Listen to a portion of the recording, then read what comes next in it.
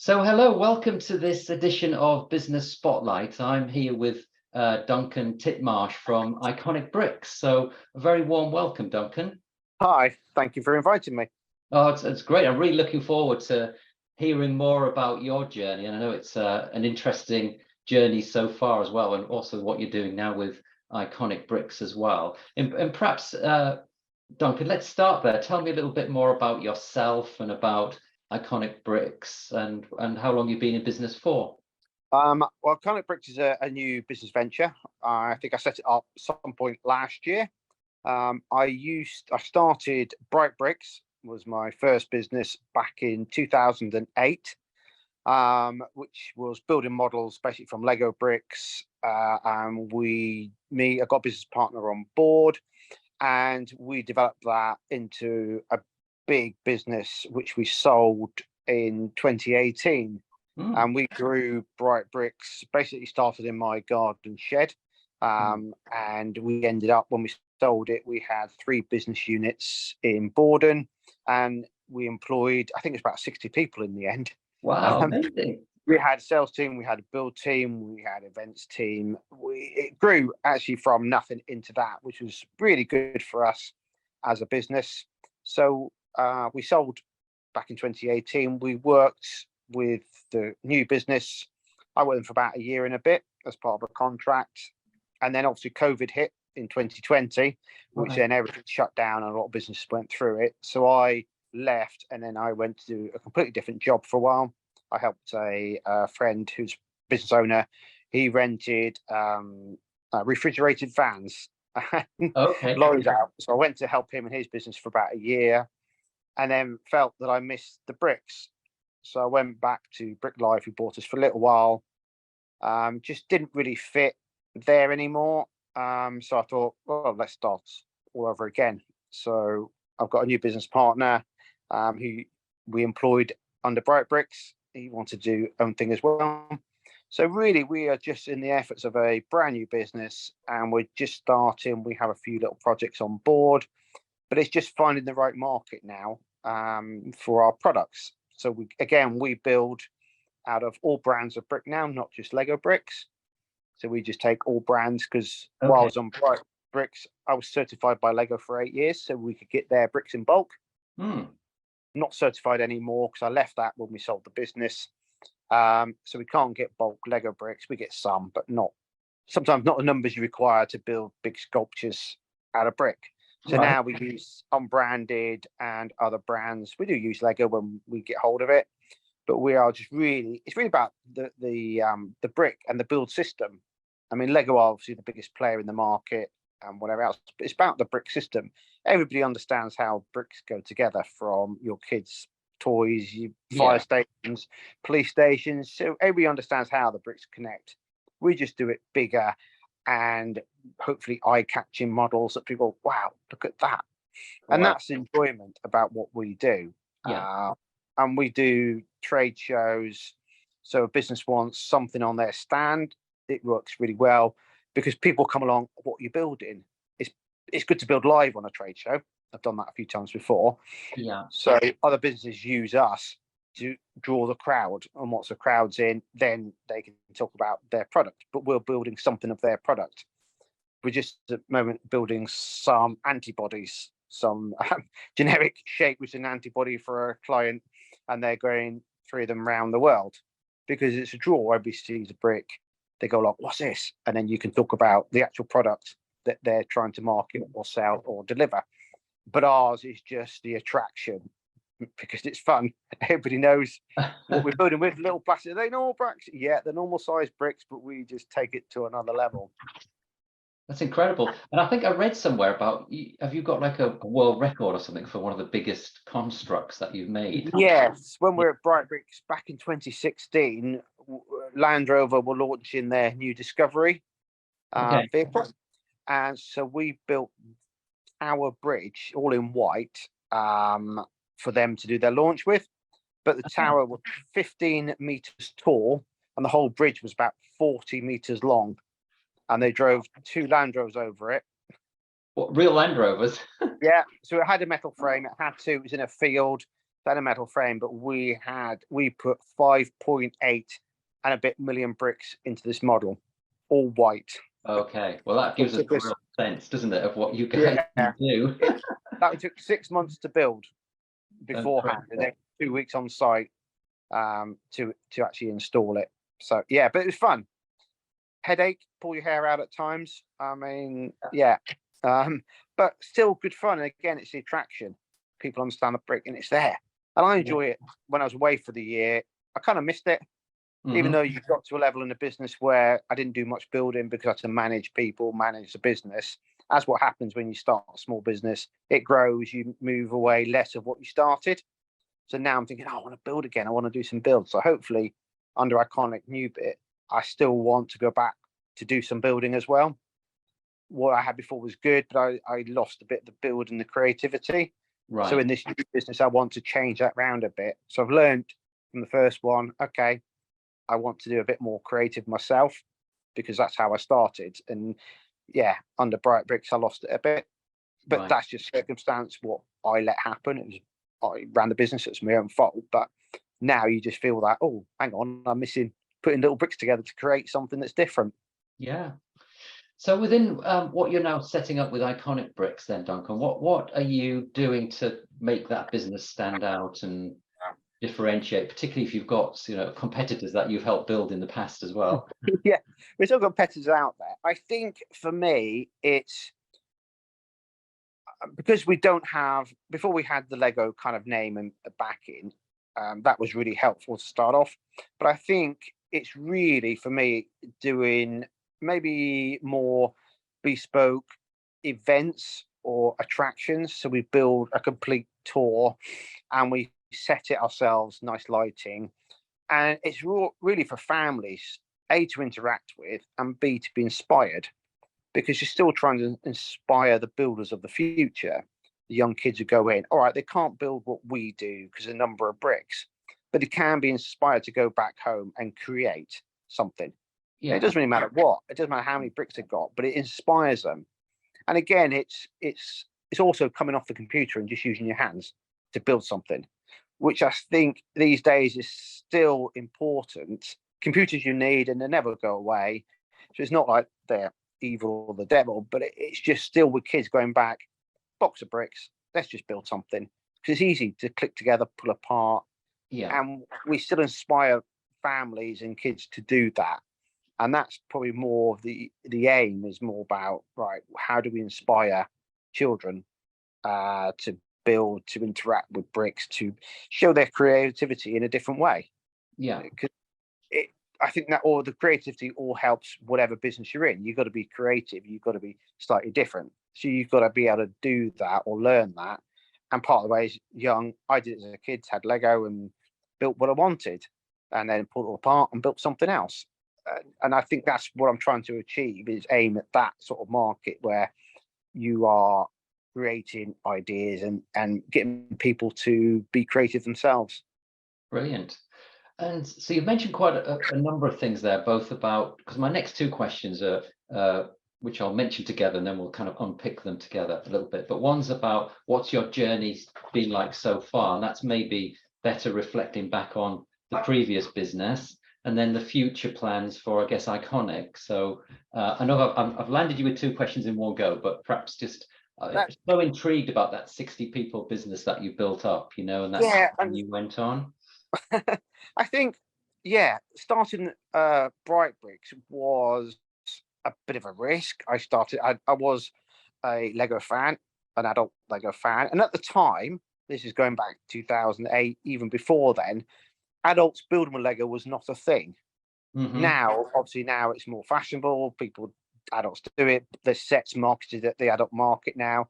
When I first started the journey, it wasn't a thing. It just wasn't. And so it was like, oh, that's a bit odd. That's a bit odd. And then people start asking me, like companies, oh, can you build me this little thing, that little thing? And it sort of grew from nothing. And at the time, I think in the UK, there may be one other person I knew who was doing small bits, but there wasn't anything. Right. And from Bright Bricks, when we had it, it has inspired, and that's in a way I'm happy, even though they're my competitors now. It's inspired Mhm. other people to do similar because it worked there. Oh, hang on. So yes, now with Iconic there is more competition, but still it's the creativity of what you build is what people like. So you still got to be there, sort of thinking the new things or what else can we do. And I think, yeah, growing Brightbricks was I wouldn't say it was easy. There were very hard days, some very long days. As people know, starting a business, you got to do everything to start off with, and you just got to get on with it because there's nobody else there to help because it's just you. But I think that has helped me now. Obviously, with Iconic, you learn the lessons that you learned before. You don't have to repeat them, but I think it's still got to be different to do the exact same thing again. Yes, we're doing similar, but if you do it exactly the same way, then you're not bringing anything new to the business. So I Yeah. think we've really got to do some new stuff. I had ideas at Brightbricks which we never fulfilled because it just wasn't time, or we just got overrun with other stuff. So there's ideas I want to try and fulfill under Iconic that I had before. So I'm hopefully going to go forward with them and to make it a bit different. People might look at it and go, "Oh, it looks the same." I think, yeah, some people will, but underneath, if it's different to me, then I'm happy that I'm doing something different. Yeah. Uh, and that's how I look at it. To start off Iconic again was a bit of a, oh, I'm starting from scratch again. Oh, hang on. And we are literally starting from scratch. With a business, it's like, right, I need to find some new premises. At the moment, under Iconic, we're still working. I'm working out of my shed at home again, and my business partner, he's working out of his garage at the moment. So now we're just looking at getting premises again because work's picking up. So we're at the point where, yeah, we need to have premises now. We can't just do it out of our our homes, and that's how small businesses start. And your home, and then you've got to expand a bit. But I think, yeah, it's good, but I still need to be different. Right. That's my feeling. It still needs to be something new or something a bit different. Yeah, we do some of the same stuff. If people want us to build a model for the corporate show or that, we'll still do that because it's work and it's good work to have. But still, with what we want to show out to public and families, want to be slightly different to what we did before. And so looking forward to your future journey then, do you see it being as big as the last company and having that same size of business, or is it I really, smaller scale? to be honest, I don't know. Okay. When I started Bright, I hated turning work away. If Mm. somebody wanted something, I'll try and work a way of being able to do it. And I think I've still got that mentality. So I think it will grow to a certain extent naturally if people like what we do. And Yeah. to a certain extent, I want to push it into slightly different areas. And that growth, I don't know. I mean, like any business, you get an idea, some work and some don't. As long as most of them work, you're okay. So I think they'll have some ideas that don't really work. So you'll try it. Right, that's not going nowhere. I really don't know how big it's going to get. I haven't really got an aim. I'm just taking each day as it comes. Right, we've got enough work, got enough work. Right, what else do we want to do? Right, how do we plan it in? And we just see where it goes. It's what the market out there will take from us and enjoy. And if they don't, we won't grow very much. And if they do, we'll grow a lot. Okay. Oh, that's a nice position to be in, isn't it then? Yeah, and we'll say, yeah, but it's like any business. There's always risks to it, and you either sometimes take that little risk or you don't, and we'll see where we get to. Yeah, completely. So obviously lots of experience and water's gone under the bridge. So if you were to choose just one experience that you've learned a big lesson from, what would that lesson be? If you just chose one, what would be one lesson? I think, oh, you look at where bits where they went wrong that you're trying to put right. I think it is in some cases be very clear to the client, our clients, what is possible and what isn't, and what they're asking for, because we have some clients that, yeah, just do this and it'll work. And you go, and at the time when we were younger in this journey, yeah, that'll work, and then it doesn't, and then, oh no, hang on. So I think it's being overly clear to client what is possible and what isn't, Right. because you don't want to build their expectations up for something that isn't going to work or doesn't. I mean, one example was we got booked to do a 3D model. I think it was a university somewhere, I can't remember where. 3D model, and they wanted all students to help build it. I thought, yeah, that'd be fine. Doesn't work, because the students want to put bricks anywhere they want. And if you're trying to create a sculpture or something that looks like it, you go, no, you can't put it there. Well, I'm going to put it here anyway. And they'll just do what they wanted. And then the client goes, it doesn't look like what's supposed to.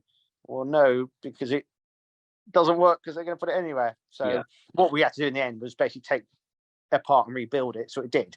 But that was twice the amount of work as what I anticipated. So things like that, you go back, no, that doesn't work. And people say, yeah, it'd be fun. No, it doesn't work. So little bits like that you learn, and you go, right, you just got to be clear to the client what is possible and what their expectations are, and make sure it fits with what. And if we can't meet their expectations, I'll say no, it's not going to work. So I think that's my biggest thing now. No, that's a great share. Yeah, sometimes the customer's not right. Yeah. Sometimes, yeah, and I've learned the hard way. So yeah. So it's kind of a similar question, but it's this question around, if you could go back to when you were 18, what's one piece of advice you would give 18-year-old Duncan about being in business or starting a business? What would that be? I think, to be honest, I think sometimes it's taking that calculated risk. Business is a risk. It's never clear cut. Doesn't always turn out the way you think it will, but sometimes you've got to take a risk. Else you don't just leap off the cliff as a risk, but you take a calculated risk. And sometimes they're worth taking. Some opportunities I missed out on because I didn't in different things. Why didn't I just do that and it would have worked? So sometimes I think back, right, sometimes just take the risk. If you've analysed it, seen it, and you go, yes, no, yeah. Sometimes just say yes and try it. I can't guarantee it's always going to work, but sometimes you can say, yeah, let's just take this and run with it. I think that would be me, because as a younger guy, I was more risk averse. Right. So I was getting older. You go, yeah, come on, it is a risk, but you calculated and you've looked at the pros and cons. Don't always take the negatives. Sometimes, yeah, let's go with the positives on this. That's what I would say to myself. Yeah. Great. I probably would have started a business sooner, probably. Right. Yeah. Yes. Oh, that's great. That's great advice. And thank you for sharing that. So last couple of questions. You've mentioned of some of these things already, but what inspires you to keep going? I mean, you've made the decision to start again. So you mentioned the creativity of it, but is it that, or is it something different? I think because there's still stuff I want to do. I mean, there's still stuff I'd like to do. There's still stuff out there. You think, oh, that could be really good. So, and also, I don't want to put my feet up and retire. I still do need to earn a living. So I still need to earn some money, pay my mortgage still. So there's still that behind it as well, the need to have to work. But to do your own business is good fun, even though it is hard work. But for me, creativity is still there. I miss the building. I miss sometimes being out with the public and doing little builds and stuff like that is good fun. Or just stand back and see the reaction to something that you've built. It's just like, oh, that's really nice. So that's why I still do it. I still got a passion for the brick, the build system, and I think I've still got bits to share with the wider world of what can be done. Great. Clearly you have. I can sense that very much so. So lastly, then, Duncan, is there any news that you'd want to share about the business that's, something coming up that's relevant to let our audience know here at Spotlight? I think for us now, we're just about to start launching our new touring shows. Okay. So we've got one that we're just preparing now. We're going to start building soon. And the idea is that basically it's a touring show of gnomes. So we've gone for like garden gnomes, but we're making them about 120 tall, all in different characters, different poses. And the idea is that we're putting these, and this is what we did with Bright Bricks and Brick Live, into venues. So if you've got a venue, shopping centre, they have them for about 2-3 weeks, sometimes over the summer. Okay. And it attracts people into the venue. And what the venues normally do is like a spotter sheet for the younger kids. Take a spot sheet. Can you find where these gnomes are? And then the family goes round. It's either a town centre, it could be inside a shopping centre. so they put them into shops and wherever else, or we've done zoos before, and it helps. It gets visitor attractions as more visitors come, because what should we do today? Oh, let's go and find these gnomes around whatever shopping centre it is. So, and then the kids get sheep, and I can tick them all off, and it's a bit of fun, and it's just a bit of fun for families, and they're in the shopping centre. So if they're there and they may buy something, they may not. I know things are harder these days, but it still gets the families out, bit of fun. Kids see a gnome, oh, they might go back home and build a little one, and that's fun. So that's what we're trying to do, and these are easy transportable. Some of the stuff we built before has been really big, and you need Arctics and stuff to transport them. We may get there again with Inconic, don't know, but we're trying to make it that items are smaller, easy transportable, so we just keep the cost down. But it goes in, and it's a bit of fun. Right, that's what you're looking for people to take those, and yeah, so we look at people to take them on. They rent them from us, we install them, have them for a while, come away. And always, when we've done it before under the old business, the footfall numbers have always gone up by some shopping centres, say 15% while it's been on, because families go in, oh, it's on, they advertise it, oh, let's go and have a look. So it gets people out and about. Yeah, and how long do people take these for? Some take it like for the half term, some people take it over the summer, and we do out of season, and that just helps footfall forever long. I mean, normally minimum is about 2 weeks. By the time you've got it in and set up, because we normally set up in the night, evening, so by the time you've driven around the shops, when you get in, put the models in, and some shops take them, some don't, but people come look in the window, you've got an advert for your shop looking at a gnome. So they do work, and it is fun. That's the key bit. They are fun, and we try to make gnomes. Well, nobody's built a load of gnomes before, let's just go with gnomes. So that's our one. We're talking to a couple of shopping centres at the moment to see if we get out there, but if people are interested, great. Okay, well, and we've got more to come, but we've got to just finalise what they're going to be first, and then we can say, right, here's a new one, just to get out there. Yeah. Well, we'll certainly push that when we're promoting this video. So, Duncan, it's been a real pleasure speaking to you about, looking back at previous business and all of what you're planning for the future. And I wish you all the success in the world. I'm sure it will be with all your experience. And I'm slightly envious you get to kind of have another go and learn from all those lessons. Thank you very much. Well, thanks then, Duncan, and we'll be sharing this with our Spotlight network very soon. Thank you. Thank you. Right.